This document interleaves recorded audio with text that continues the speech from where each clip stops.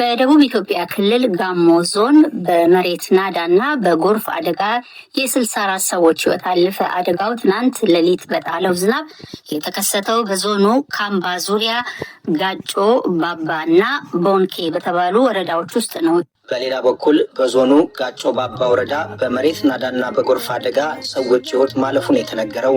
በአጠቃላይ በዞኑ ካምባ ዙሪያ ጋጮ ባባና ቦንኬ ወረዳዎች በናዳና በጎርፍ አደጋ የሞቱ ሰዎች ቁጥር 64 መድረሱን የጋሞ ዞን ፖሊስ መምሪያ ኃላፊ ኢንስፔክተር አብርሃም ቡሃ ማምሻውን ለዶይቼ ቬለ ገልጸዋል። በዞናችን 3 ወረዳዎች ላይ ነው ጉዳት የደረሰው።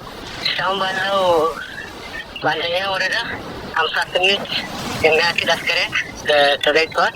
ዞናችን ጋጮ ባባ የሚባለው ወረዳ ላይ ሁለተኛ ወረዳ ዞናችን ቦንኬ ወረዳ ነው። አሁንም በርካታ አደጋ ሰዎች ሕይወት አልፈዋል።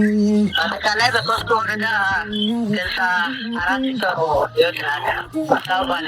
ያልተገኘ አስከሬን እያለ በአደጋው ከ1000 በላይ ሰዎች የተፈናቀሉበትና ከአካባቢው በሸሹበት የቦንኬ ወረዳም አስቸኳይ ድጋፍ ለማድረግ እየተሰራ እንደሚገኝ ዋና አስተዳዳሪው አቶ ደግፌ ጠቅሰዋል።